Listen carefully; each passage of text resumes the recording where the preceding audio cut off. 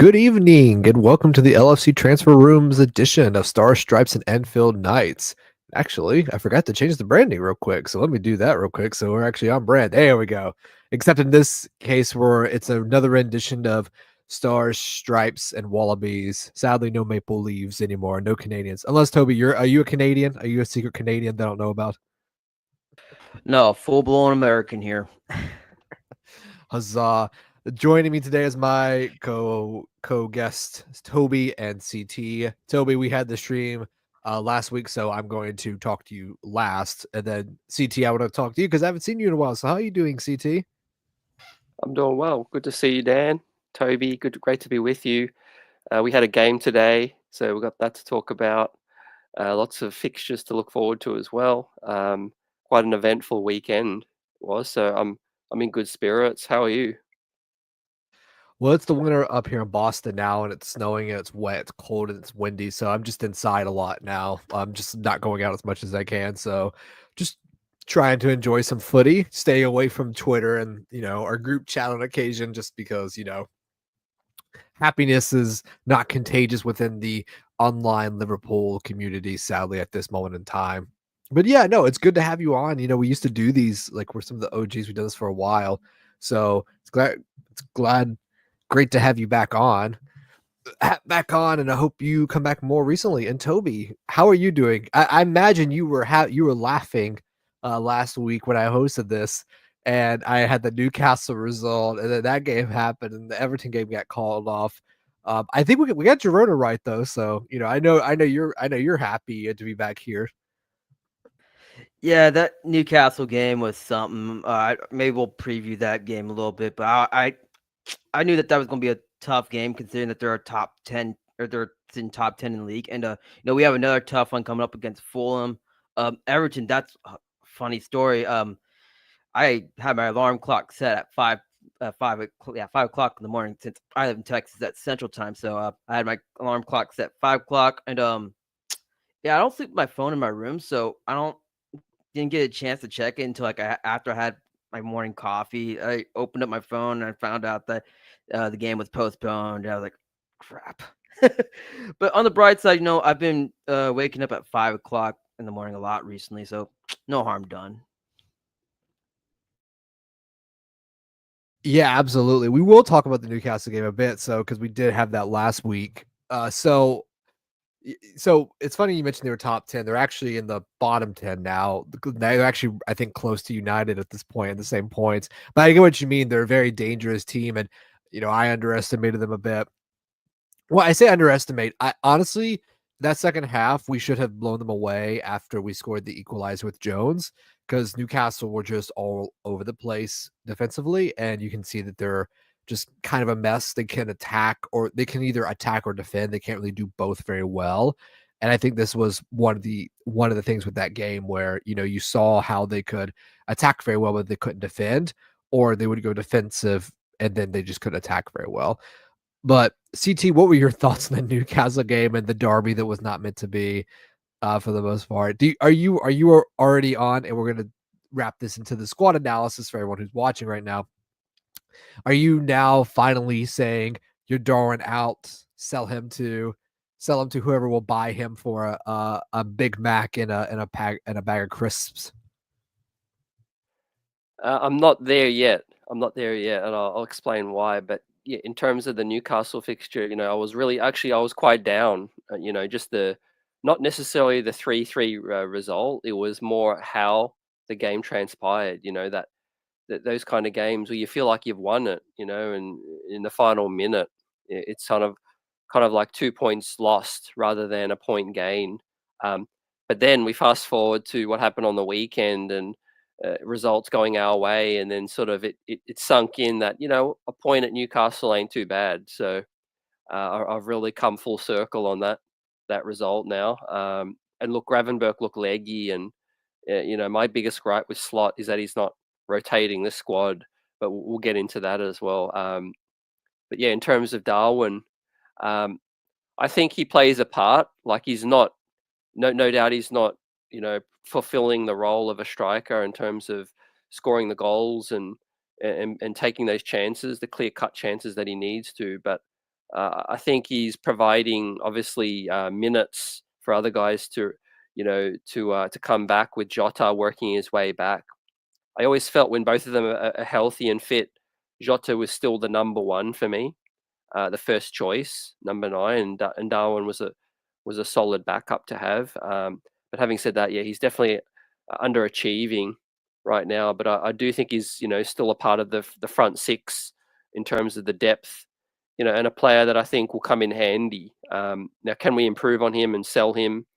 It'd be difficult to see if we can get back to full fee.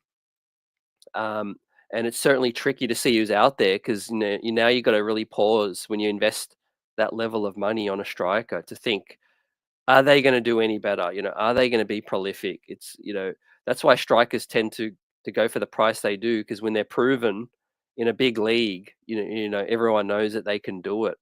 And Darwin, I think we learned a valuable lesson, sort of buying a player that's been prolific in a smaller league as opposed to one of the big three. Yeah, I mean, I think the Darwin. We'll talk more about him because obviously we'll get into the Girona game too.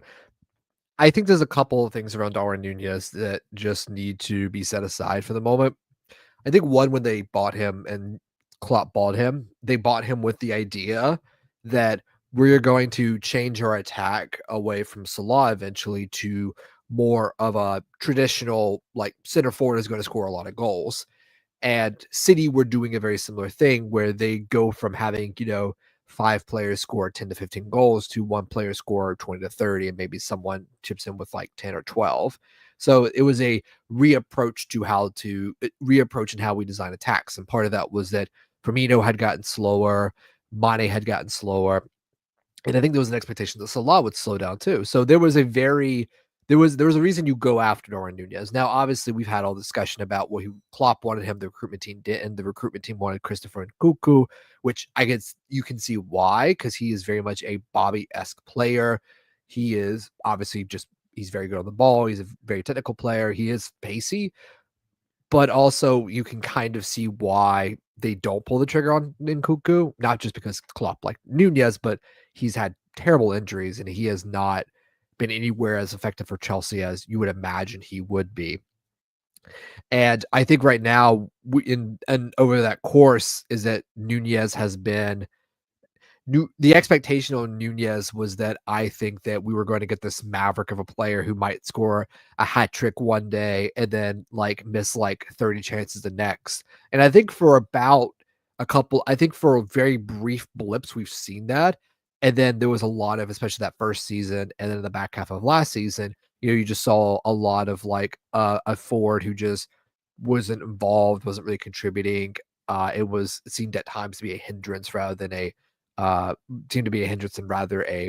asset. But I don't think that he was alone in that. I think there's a lot of other players that were in that as well. It's why I think that the whole Nunez discussion has been the whole Darwin discussion is that there's a lot of things that he does well, and I think people just don't give him credit for because they see one bad thing that happens, or they're like, well, striker should have work rate. I'm like, go look at all the strikers in the world. A lot of them are not putting in the hard yards that Nunez is. A lot of them are not being as selfless with the ball that Nunez is trying to be. And we can talk about, like, is that a trait you want in a striker, yada, yada, yada.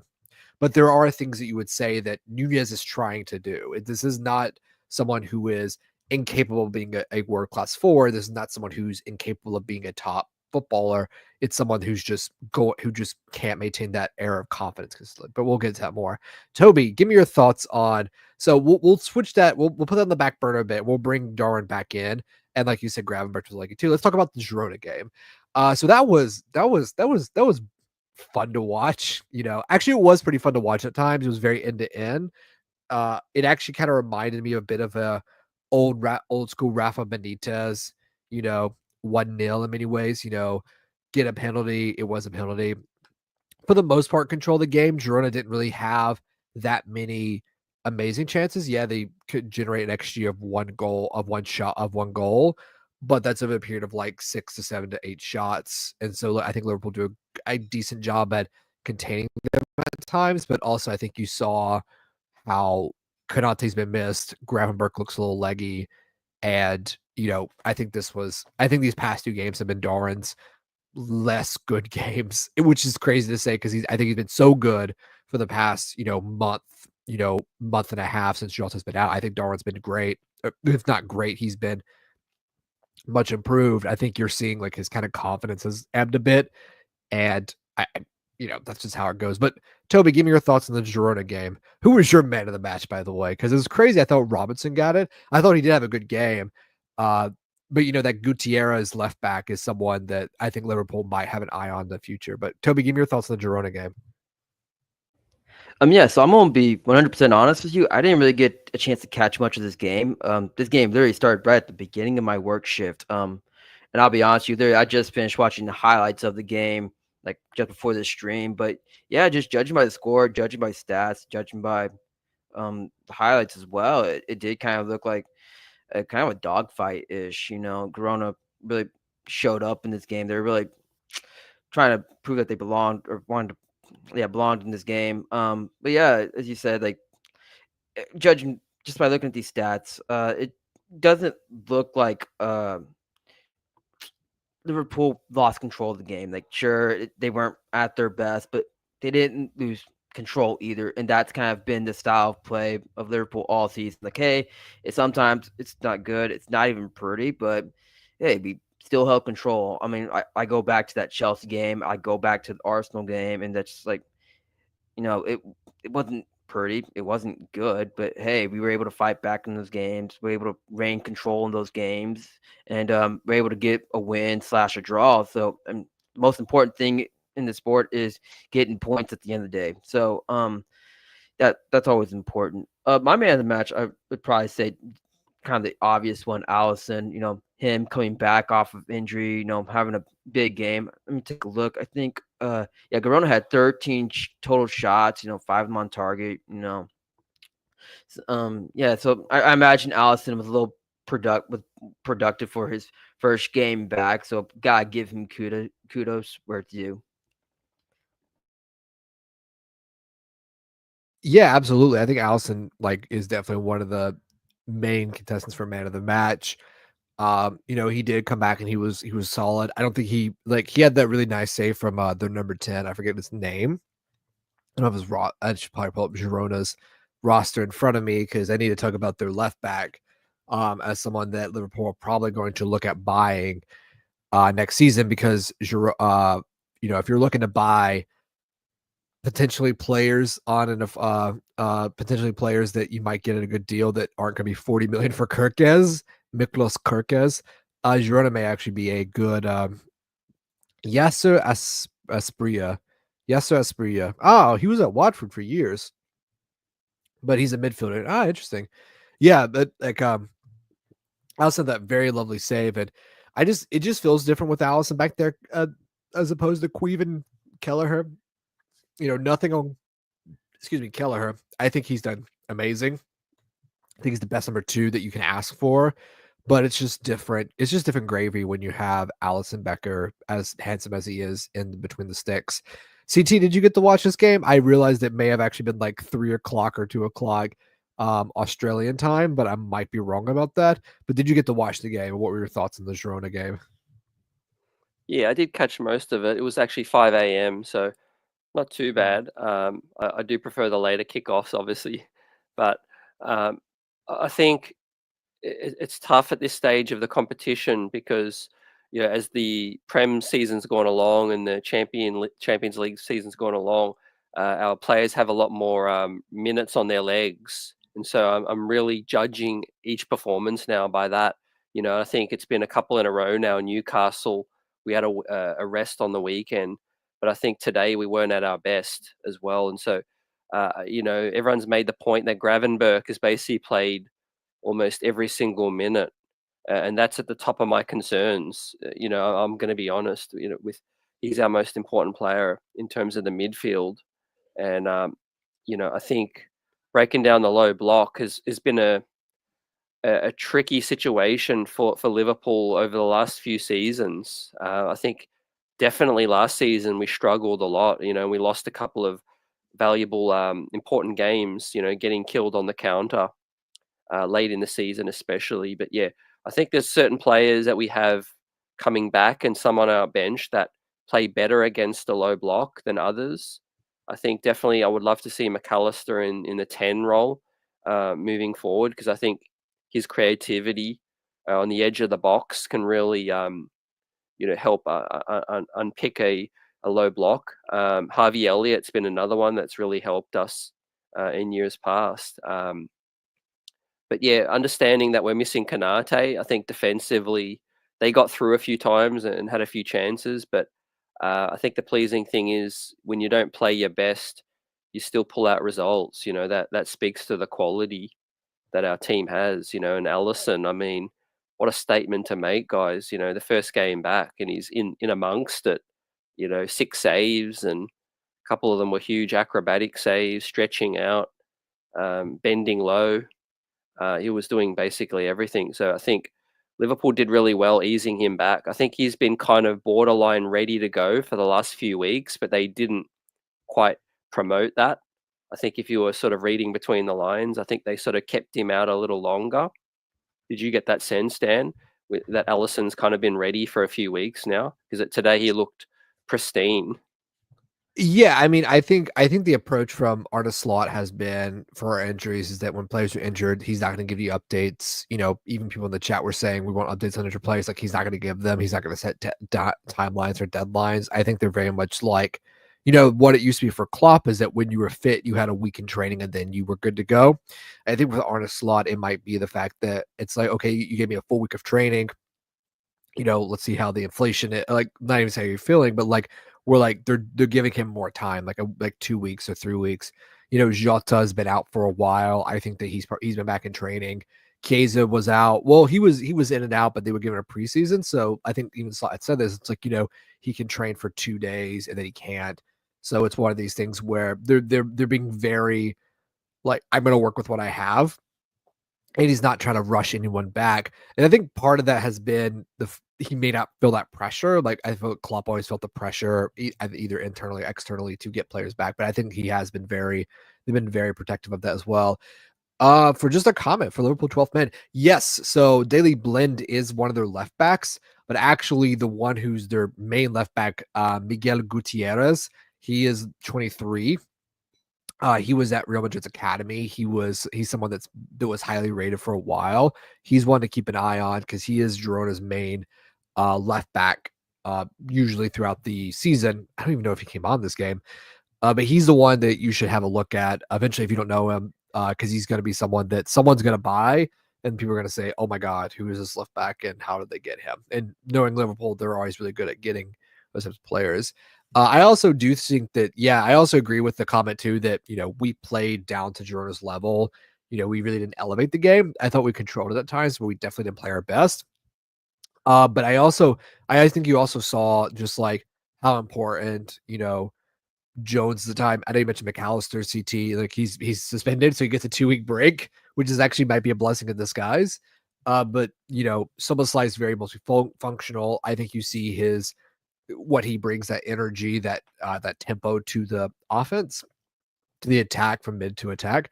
Gravenberch, I think, was also just so solid again.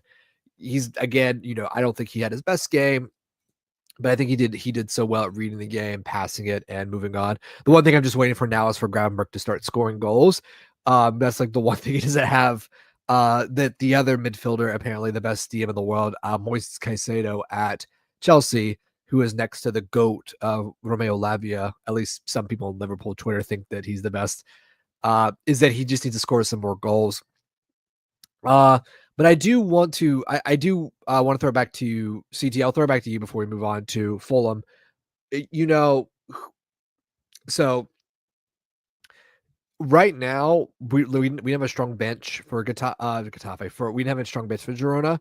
I'm not really surprised considering we have so many players that were out, and he's going to probably hold them back for Fulham. Do you think he'll make some changes to that forward line for Fulham? I mean, Diaz has been out. It's been Gakpo. I think Diaz is going back in. I think there's a chance that he starts either Jota or Chiesa. He just throws one in. but Kay hasn't been on a bench, so I think he'll most likely be on the bench. Do you think he will make a lot of changes from Girona to Fulham? Maybe even give Gravenberch a rest. We could see a situation where it's Jones, Soboslai, and Harvey Elliott playing with Grav on the bench. I think I like to sort of read into Arne's explanation in the press conference, and I think he sort of perked up when he was asked about rotation, and he was quite adamant that the team had a great rest, or he felt not having a game on the weekend has really allowed him to go strong this week for today's Girona game, last night's game, and then Fulham. I felt that was a strong message that he's going to go as strong as possible for Fulham with minimal rotations. I think everyone in the midfield will probably back it up. I think maybe Núñez, he gave some pretty strong thoughts on Núñez and why, he's currently out of form at the moment, and what are some things that could help him. But I do think if he feels like Diaz can go in the middle or Jota's ready, I think they'll be ahead of Núñez in terms of his thinking. If neither of those can go, then I think he'll persist with Núñez in the 9 again. Fulham. I think Fulham, is it away or at home? The Fulham game. It's at Anfield, which is gonna be fun because Fulham are weird. I just have to say it. They're a very, very weird side and a very weird team. Marco Silva, who's their manager, I think has always been one of the more underrated managers in the Premier League. Marco Silva, I make sure it says that, not Marvo, Marco Silva. When he was at Hull, he did amazing with a squad that was literally like nothing but shoestring championship League One players, pretty much. When he was at Everton, he was Everton's best manager they had since Ronald Koeman, who actually has one of the highest winning percentages in Everton history, though. Everton fans seem to forget that part. And now they have this, team with the likes of, Castagna. I'm still going to team about Reece Nelson, Andres Pereira, Alex Iwobi, Sandra Burge, Harry Wilson, Raul Jimenez, Harrison Reed, Joachim Anderson, Calvin Bassey, Kenny Tete, Burnley. It's literally an amalgamation of ex-Arsenal players, United players, and just Premier League to get players together, mesh into a team. They even have Ryan Sessegnon again. Does anybody here remember the fury of the fact that Liverpool did not sign Ryan Sessegnon and that Tottenham had bought him in 2019? Does anybody remember that? Is it just me? Do you guys remember Ryan Sessegnon when he was like the hot new thing at left back? Toby CT was that a little bit before my time. God, you guys are killing me. But so essentially they have the cast-offs of these these cast-offs of all these Premier League teams, both top tier and lower tier, and he kind of puts it into a team that kind of works, which is crazy. So yeah, it is at home. With that in mind, Toby, how do you feel about playing Fulham at home after the 1-1 draw with Arsenal? That was to you, Toby. Yeah. So I was looking for the mute button. I don't know what's going on.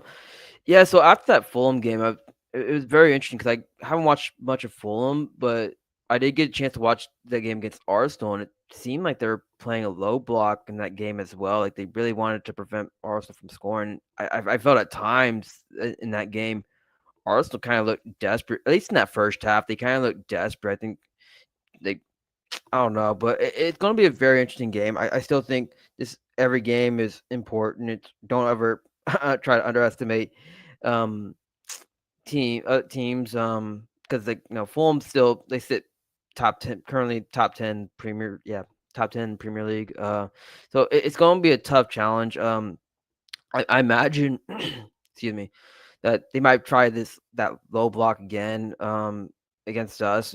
There's been times this season we've played against the low block and it's kind of been a struggle. So we'll see what happens there. But this game, I'm not too sure if we'll see too much rotation. The whole Núñez and Jota thing, it all depends on how Jota's feeling. Like if he's ready to go, then he's ready to go. But I imagine if we don't hear too much about it, then Núñez will start. And yeah, I don't think we're going to see too much rotation outside probably the back four, and that's kind of up in the air right now. Yeah, I mean, I think that Allison starts. I mean, you might see Kwanzaa come in for Gomez. I doubt it. Or you might see like Kwanzaa go back in at right back, but it looks like Slot's trying not to do that experiment again, though we might see it come back every now and then. I know that Bob here mentioned that Jota won't go back in after 2 months. I mean, listen, I'm just saying that we might see some crazy stuff from Nice Slot eventually. In my mind, I'm just thinking that who is available to slot, how does he try to change it up? Because yeah, like you mentioned there, Toby, Fulham right now are let me pull up the Premier League table real quick. Yep, they are literally right in 10th. They are ahead of Tottenham the CTA. Ready for this? This is who Fulham are ahead of. They're ahead of Tottenham Hotspur, Newcastle United, Manchester United, West Ham United, and obviously the rest of the as well. But they're notably ahead of those teams right now, just to give you kind of an idea of where they're at. They have a goal difference of +2, so they don't massively score a lot of goals, but they're also let me pull up their defensive stats right now. They have conceded 20, so it's not they don't have a super leaky defense. Like it's not as leaky as like Leicester's or Wolves or Southampton, but they do concede some goals, but they are dangerous on the counterattack with the players I already mentioned. As obviously Toby already mentioned, the low block from Fulham as well. I have a theory that I think Marco Silva has a plan of where I think Fulham are going to come out and try to punch Liverpool in the face in the first 15 to 20 minutes to keep them off balance. And if Liverpool either score or don't concede and take control of the game, I think they'll be able to manage it. However, I think if Fulham do get a goal, it's going to be very similar to the Brighton game or even the Forest game where, it's going to be about 30 to 40 minutes of trying to break down that door. Though in the Forest game, I think that when they scored, it was the best time for them and the worst time for Liverpool. And for Brighton, it was the best time for Brighton, but the worst time for Liverpool. But CT, give me your thoughts on the Fulham game and how do you think Civil War approach it? Yeah, I mean, we've had some classics over the years, especially last year. I mean, who could forget that huge epic 4-3 game Endo, with Endo's Endo first banger, goal, yeah, Trent free McAllister's kick. banger. That McAllister goal is Yeah, still crazy. We catches it on the half volley and bends it like from like I think it was like 35 yards out easily. But yeah, no, continue. yeah, like you said, I think, and it just speaks to how they approach that game. Like you said, I think they're not prone to sit back. They do like to really play open against us. And I think, yeah, they've got potential. They're kind of that Jekyll and Hyde team where they've got the quality, in some positions and a pretty sound keeper. But I think, I mean, it's going to be hard at Anfield for them to keep us out for 90 minutes. If they want to go at us, by all means, they're going to be wide open. And I think we are going to be more on the fresher side, despite playing midweek. Not having a game last week, I think will really give us that pep for at least a week or so. And like Bob said in the chat, or yeah, the chat said about Southampton is when we'll start to see more rotation. So I think, yeah, they'll go gung ho this weekend, and I think they'll be hungry. Yeah, Salah's on a roll, and I think we're gonna be tough to keep out. For my heart and my blood pressure, I hope it's not like a 3-2 kind of situation. Let's get back to the clean sheets, guys. We had a perfect run, but it seems like we're starting to concede a bit more now. Obviously, since Kanate went out, but look, having Allison, it's just a joy to see him in goals. I mean, we're really witnessing still a world class keeper in the prime of his career in goals. So I don't know how much longer Allison's going to be with the club, but I'm just treasuring seeing him out there. In terms of his positioning, it's immaculate. His reach, his ability, his reflexes, and ability to look calm in tricky situations. Add that with Virgil, and when Kanate gets back, hopefully, which is sooner rather than later, because he did post something on his Instagram where he was out of a boot and he was looking pretty good. So yeah, this Fulham game, I'm looking forward to maybe a 2-0, maybe an early treat, get up by 2 goals at halftime, and then we just see the game out. How about that? Yeah, no, I agree. So do you want to know a crazy stat, CT? How big of a gap do you think is between Fulham and Arsenal in terms of points? Just guess. How many points do you think are different? Is there between third and 10th right now? For this season only? Yeah, well, right now Yeah, at this point, right now. 15 Yep. 15 games played for both sides. About how not about there's just the not quite halfway, but getting close. What's the gap between third and 10th right now? What do you think? I usually check the table daily. So off memory, I think there's probably a 6-point gap, 5 It to is 6 6 point. points. It's 6 points. It's only 6 points between Arsenal and Fulham at this point, which again, we're still early in the season, but just to emphasize the fact that, kind of how ahead we are of everyone at this moment in time, we are we are 1 game behind and we still have a 4-point lead on Chelsea, and we haven't played a game and we could potentially be 9 points ahead of Arsenal. Well, the point I'm saying is that, if we beat Fulham on the weekend, regardless of Arsenal's result, because I don't remember what time we're playing, but when we beat them, we could potentially be 9 points ahead on Arsenal.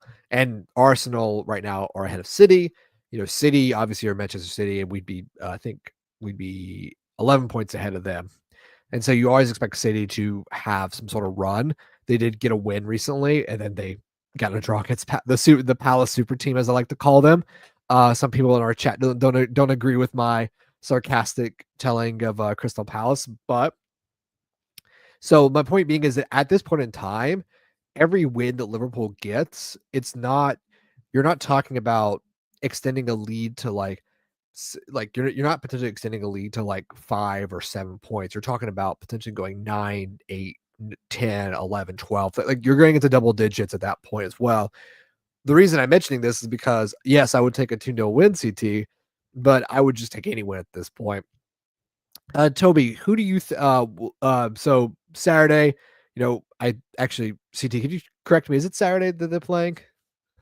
Is it Saturday? I should pull it up. I literally have the table in front of me. I should just pull it I up. think it might be a Sunday game.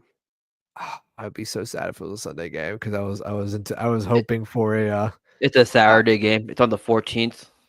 Okay. okay, Great. so yeah, so it's at 10 Yeah. a.m. Okay, 10 a.m. Eastern Standard Time. So that's not too bad. That's like what 11 p.m.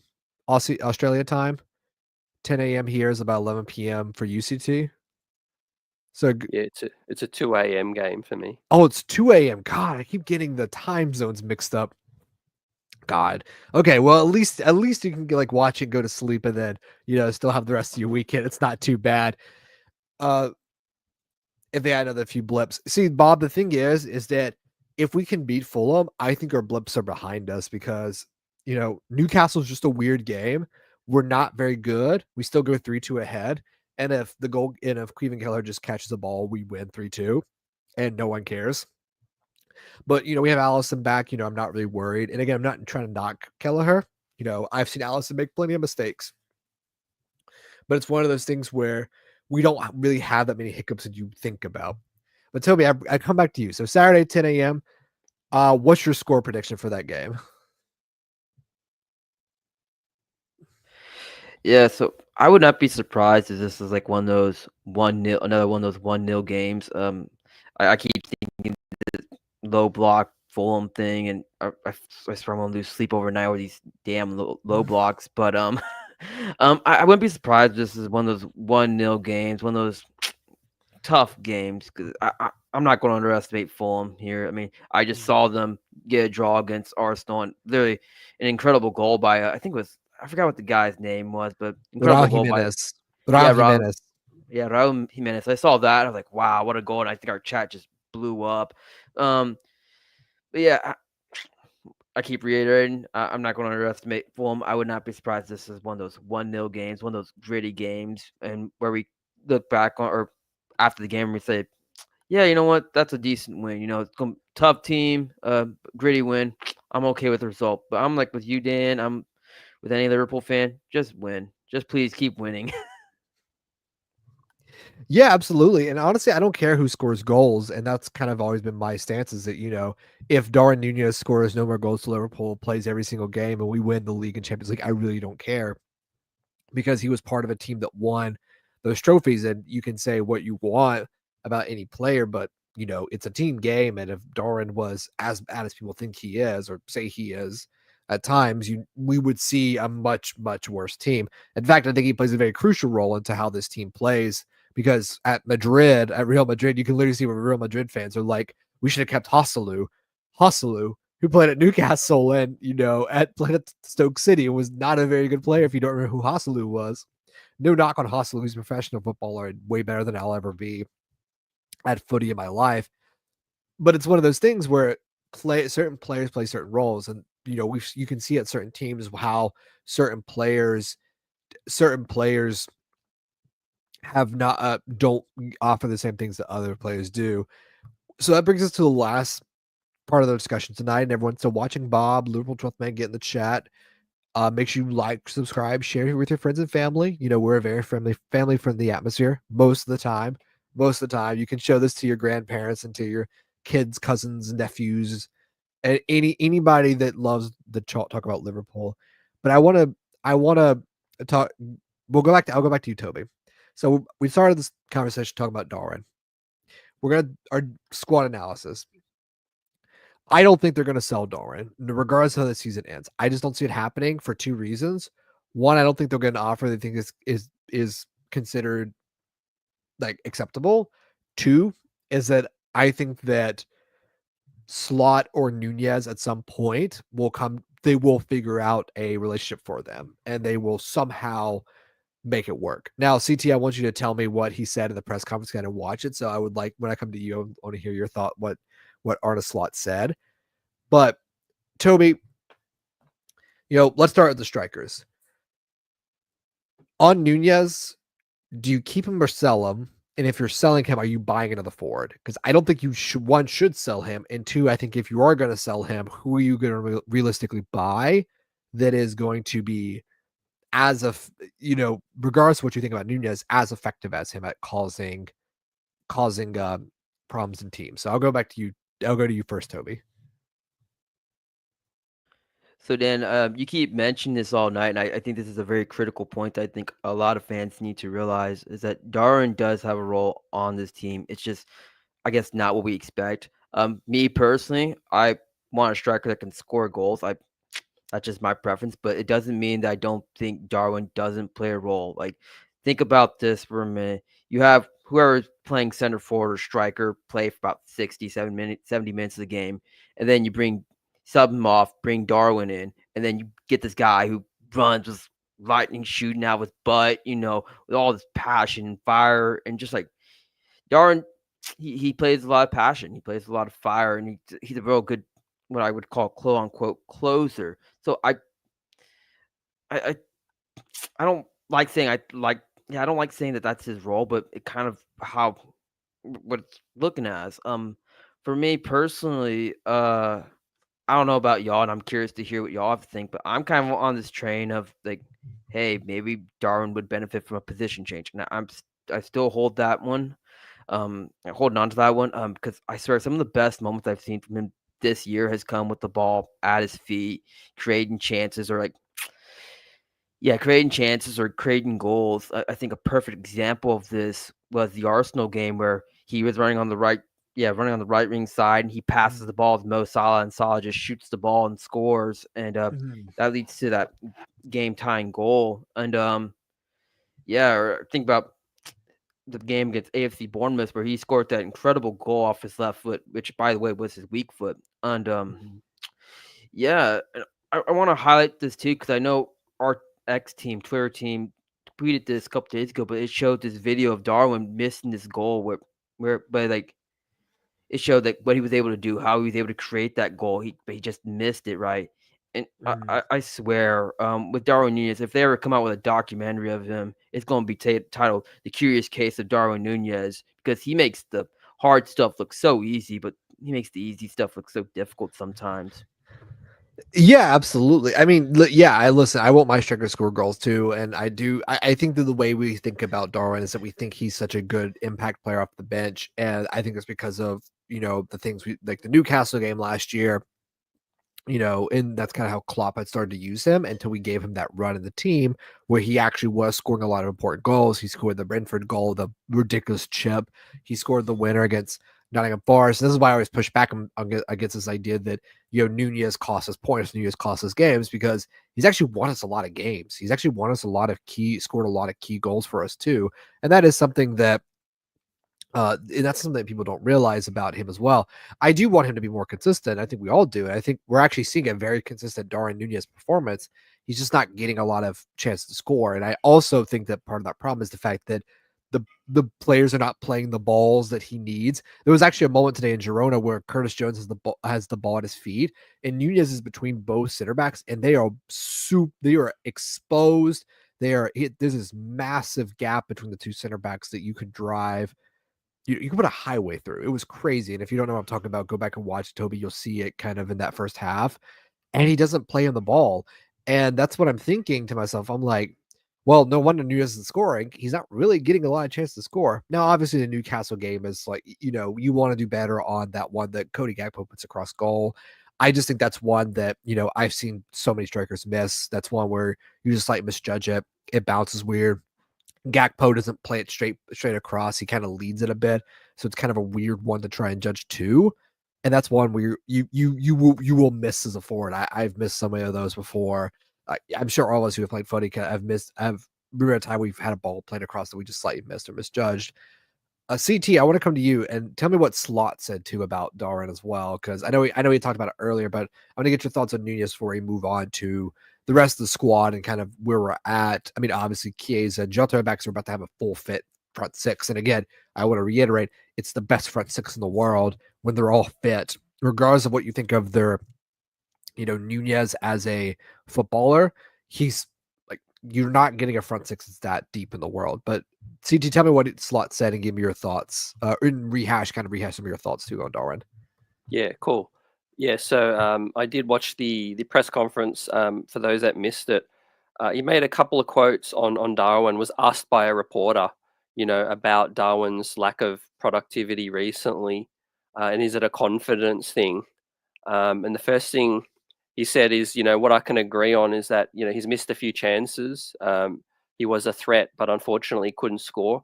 And he said the good thing is we have many players that can score for us. Today, Mo again.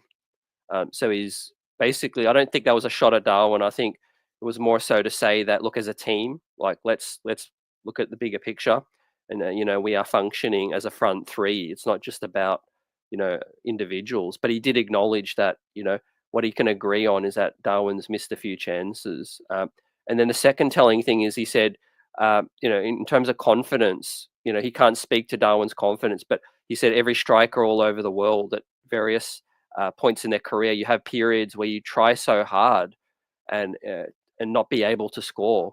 And so you can see here he's trying so hard, but yeah, he's Arnie said that players go through lean spells as well. So he's trying to make that point. And what I feel like is obviously he's probably not the ideal striker. He's making the most of what he has in terms of slot with Nunez. But I do think it's a case of, like the chat said, Salah referencing Nunez is a player that he loves to play next to because Nunez does so many other things. He makes runs to pull the defender away and give Mo some space as well. But one thing with Darwin that will help him, in my opinion, is his positioning. It's not just about missing chances. It's sometimes, as a goal poacher, he's just a step behind where he needs to be to get the deflection or to get the tap in. So I just think he's just got to position himself better and just be calm in those instances. And I think you'll get a lot more of those tidy up, tap in sort of goals. We're not all expecting him to score the goals that he scored, like against Toulouse, I think, where he's, curled it around outside of the box. We just need him to score the ones that he needs to score, which is be on your toes, not on your heels. so that you can get to those balls quicker. That's my honest opinion. When you're stuck in the desert and you're thirsty, like Slot's basically saying, it can appear worse than it is. But once you start to get a few goals on the board, and I think, it just seems to all come together.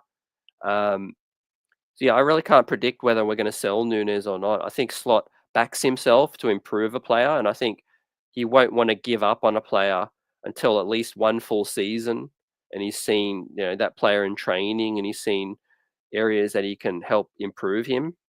But I think he's a wise man to understand that our front three is functioning. And whilst Nunes isn't scoring, Mo's scoring all the goals, and so he's helping out in that regard. But I do think when Jota was fit, it was kind of seeming like he was the preferred option. But then there was a couple of weeks where he went back to Nunes when Jota had a couple of poor games. So I feel like he's probably just trying to get the best of what he can, and look, yeah, hopefully he can really get Nunes to a point where he's maybe not a world beater, but he's just the lean spells aren't so lean.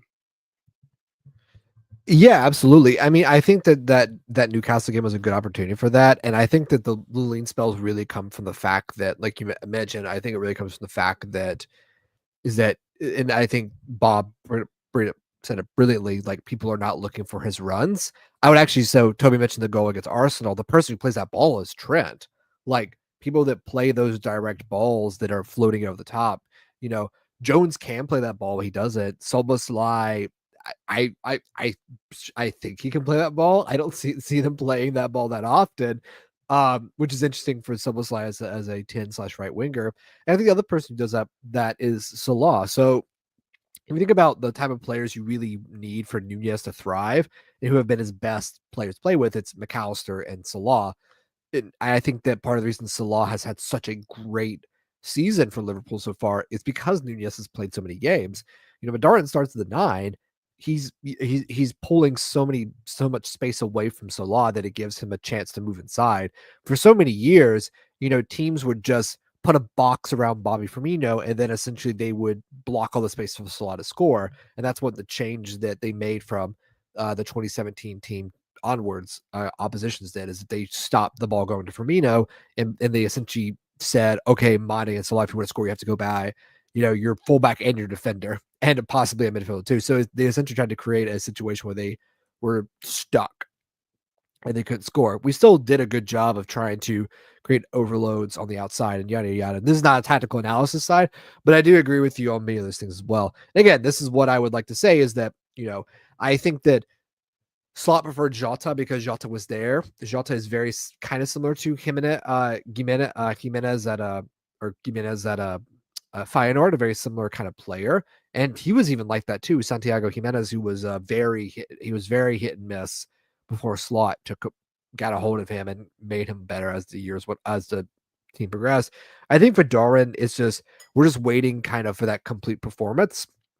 We get both the goal scoring and the positional play and the build up and everything else. Because I think what we see, and I think you even see this in so many games like the Newcastle game, is that you'll see Darwin do the hold up, win the ball, play a really nice ball to the wing, which he did a couple times that we saw. But we also in the same game, you'll see him play a bad pass behind Szoboszlai that gets intercepted, but then Trent wins it and we score a goal. So you see kind of all of the good and the bad of Darwin Nunez literally within a half of football, 15 minutes and in a full game. You don't really get that whole you don't really get that holistic performance as well. For the squad as a whole, I'm going to back up a little bit here, literally to the midfield and the defense and the goalkeeper. I think we're all agreed that Allison should be the starter going forward. Toby, CT, anyone disagree? No, I disagree. Konate's the best of the center backs. I think we agree with that besides Verge. Toby, CT, good. You can give me a yes or no. The Great Wall of Liverpool, as I like to call them. Yeah, exactly. So the real question comes down to, we're going to talk about fullback and midfielders. So as of right now, we only have 2 fit fullbacks, which is Trent and Robbo. Trent is Trent. Trent's good. We don't really talk about him. I think Connor Bradley's really good too, and he has showed up. And Andy Robertson, I think left back's a problem. I have not said that. I've actually been very defensive of Robo's performances. I think he was a good performance today. I thought he was shaky against Newcastle. I think it's just because he's old. He has so many miles on the clock. He's still a good player, but his delivery isn't as good as it used to be. He's still, I think, the highest assisting defender in Premier League history. I could be wrong on that, but I think it might be Trent. But he was either the highest or one of the highest.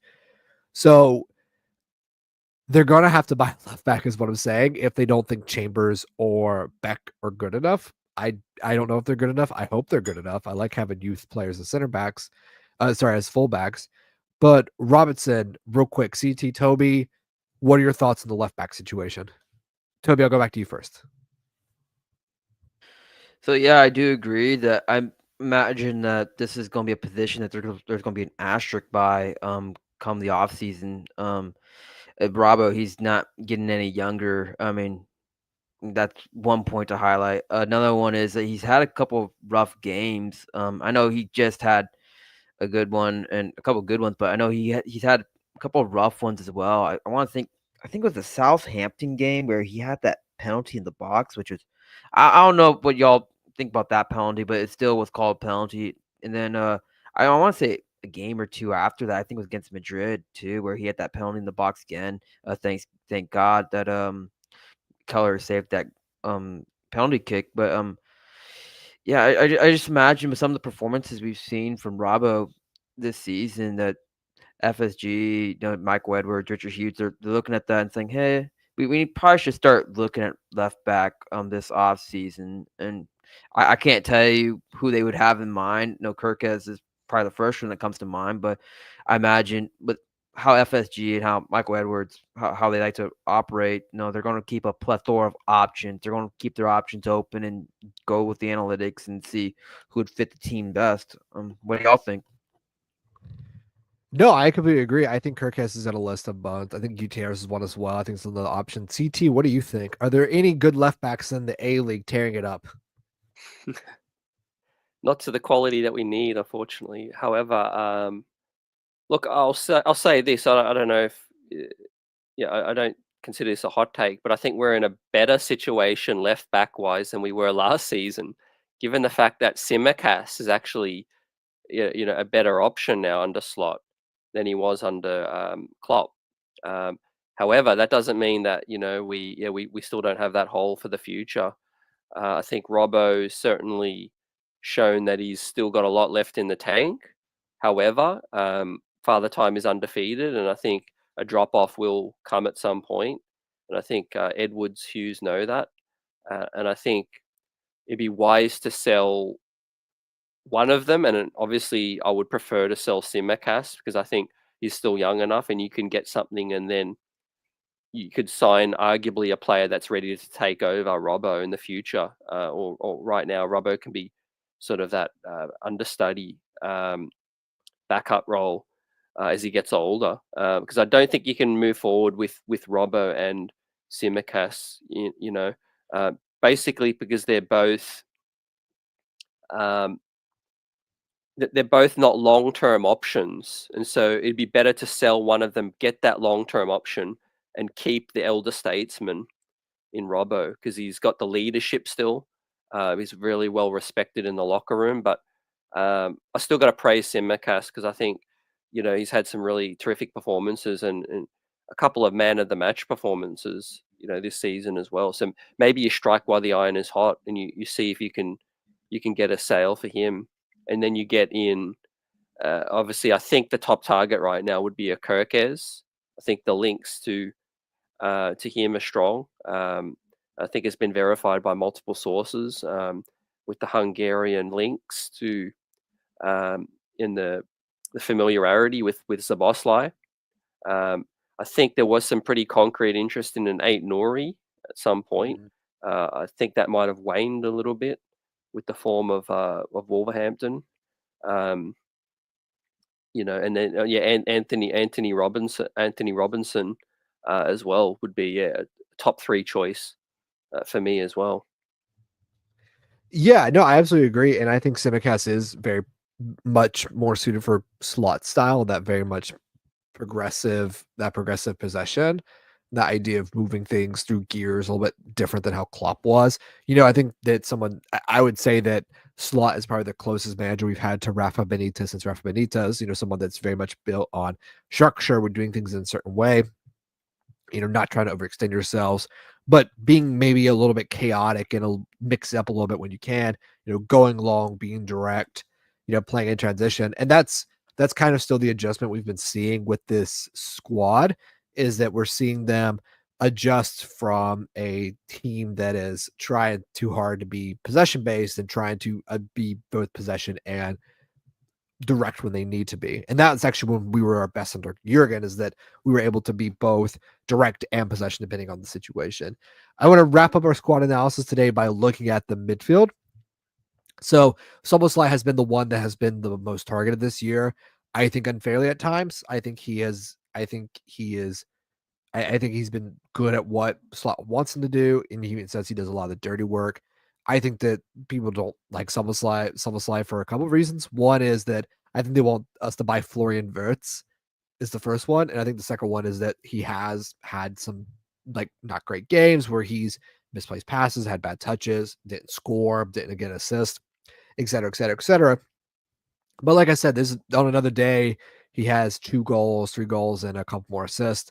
And, we're not really complaining. I also think Harvey Elliott's back too is going to be interesting, because I could see Harvey coming in and playing a lot more games. Obviously, everyone's going to talk about the 6 till we die, that, we need a controller. We need XYZ. We need XYZ. The 6 is 6 is 6 is 6 is 6. It's something we're going to talk about even when Liverpool are lifting the 20th league Premier League title and 7th Champions League trophy. We're going to talk about, well, they didn't buy a 6 though. So I want to change up the conversation from that to, do you think they need to buy into the midfielder? It doesn't matter what that midfielder is. I just want to yes and no, and who would you think it is? So CT, I'll throw it back to you, and then we'll go to Toby, and then we'll wrap this up. Yeah, definitely. I would make the case we could do with 2 more midfielders. Maybe one more holding midfielder, sort of 6, and then one more, whether they be an 8 or a 10, just sort of box to box. If I had my choice, my preference just personally, I would prefer probably 2 more controlling, holding midfielders, because I do think Maka, as I keep preaching on, I would love him to get more forward. And then Zoboslai can be that, more 8, the box to box with Curtis Jones, and then the 2 others that we bring in. Because I think in terms of numbers, we're really good with numbers right now, but I just think Endo and Morton, one of the reasons I'm so frustrated we haven't seen rotation is I understand why. He just doesn't trust Endo or Morton. But if you were to swap those 2 with 2 players that 2 other holding midfielders that he does trust, I think we're perfect for numbers. It's just we've got 2 players that he's just not fancying. Yeah, absolutely. I also think that Endo and Morton are I think Endo's very useful in certain situations. He's very tactically aware. I think that's why he's being played at the end of games. And I think with Tyler Morton, I think Slot likes him, but I think he'd also like Morton if he was an inch taller, maybe a step faster, or maybe a touch quicker. And I think the fact that he's neither of those things means that he's just kind of a less good version of Curtis Jones, which I agree with. And again, I think Morton's perfectly suitable. Like, I think he could go to most of the teams in the Premier League and be absolutely solid midfielder for them. I actually think Fulham should buy him because they need a replacement to Tom Kearney, and he's kind of the one. He's their best. He's the one who kind of makes that team work when he plays. That's my opinion. Toby, what about you, midfielder? Do you think we should buy one? Yes or no? And just to say, I also like Anthony Robinson. I also think that Fulham would ask for a king's ransom, and I think he's slightly too old to be buying. He would be a great backup to Robinson, or if you're selling both Robinson and Simicast, he would be a great backup to your other starting left back. But that's just my opinion. But Toby, I didn't mean to interrupt you. Midfielder, buy, yes, no. Who are you buying? Yeah, so I agree with CT. I'm not gonna say like when I first heard holding midfield, my mind went straight to Zubamendi because we're probably never going to hear the end of those links. And it's not the fact that I don't think Zubamendi's a good player. It's just I don't like the fact that we're gonna have him and Gravenberg on both of them are basically starters, and I just I have a feeling that like if that were the case, then Zubamendi would replace Gravenberch, and I don't think Gravenberch's been bad. I think he's been pretty good this year, and I just don't like that idea. But I would like to get another holding midfielder though, just for depth, and it would definitely help rotate Gravenberch so whenever he needs a rest, he can get that rest. I'm with CT2 with Maka. I would love to see him play more of the 10 role. I wonder if this is more of like slot and what he wants from the number 10. But me personally, I'd rather have a guy who can score goals and who can create too. I think that personally, that's my opinion of what attacking midfielder is. And when Maka gets the ball, good things happen, right? So I would like that. That's what I think. And yeah, imagine like just another holding midfielder, probably another number 10. But we already have Elliott, but definitely another holding midfielder just for depth.